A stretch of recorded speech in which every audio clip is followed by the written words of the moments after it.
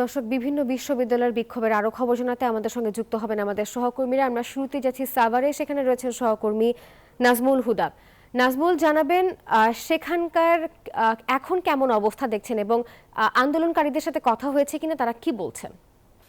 নাফিজা, আপনাকে ধন্যবাদ। আপনি যেমনটি বলছেন, এখনও কিন্তু ঠিক 12টা থেকে কিন্তু পৃথকভাবে কিন্তু যে আন্দোলনকারীরা কিন্তু যে ধর্ষণকারীদের সর্বোচ্চ শাস্তির দাবিতে কিন্তু তারা বিক্ষোভ মিছিল করেছে, তারা প্রতিবাদ সমাবেশ করেছে। এখনও কিন্তু দেখতেই পাচ্ছেন যে সেই ধর্ষণকারীদের বিচারের দাবিতে কিন্তু এখনও কিন্তু সেই মানববন্ধন করছে। এবং আমরা দেখছেন যে মানববন্ধনে কিন্তু এখানে শিক্ষার্থীরাও কিন্তু অংশ নিয়েছে এবং সাধারণ শিক্ষার্থীরাও যদি দেখেন যে এখানকার অবস্থান নিয়ে আছে এবং তারা এই ধর্ষণকারীদের শাস্তি দিতে এবং তারা বলছে যে প্রকাশ্যে 180 দিনের মধ্যেই তারা সর্বোচ্চ সাজার আবেদন করছে। এবং যেহেতু রাষ্ট্র একটা নিরাপত্তার বিষয় নিয়ে কিন্তু আসলে তারা বারবার বলছে এবং সেই ব্যাপারেই কিন্তু আসলে আন্দোলনকারী যারা শিক্ষক এবং শিক্ষার্থীরা কিন্তু দেখতেই পাচ্ছেন যে তারা যে সড়কের পাশে ঠিক আছে জাহাঙ্গীরনগর বিশ্ববিদ্যালয়, সেখানে কিন্তু তারা অবস্থান করছে। এখন কিন্তু মানববন্ধন করছে। সেখানে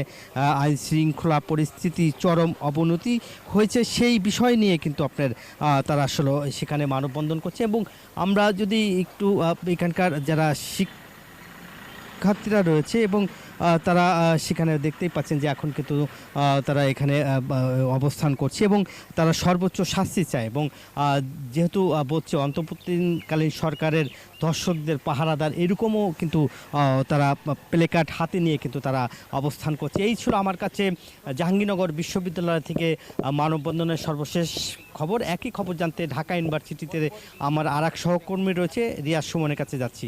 সুমন।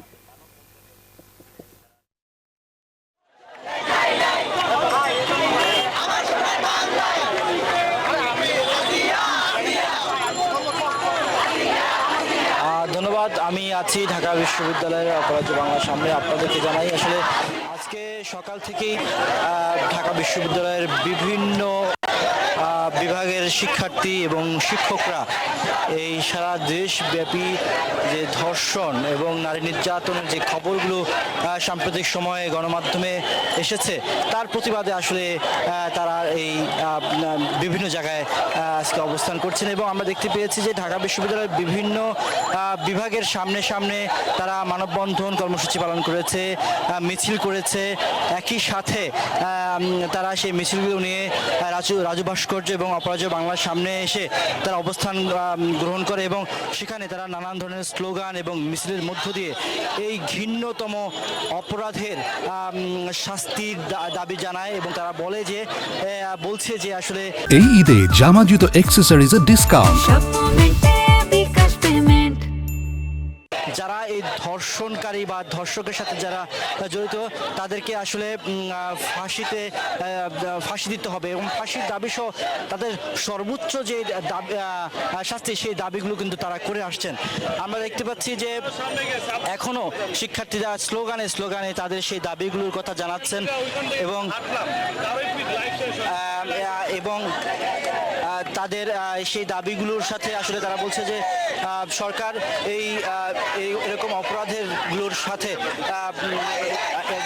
উপযুক্ত বিচার করবে। তো এই দাবিগুলো নিয়ে তারা আন্দোলন করছে। আমরা এখন চলে যাচ্ছি আমাদের আরেক সহকর্মী মাঝারের কাছে। মাঝার।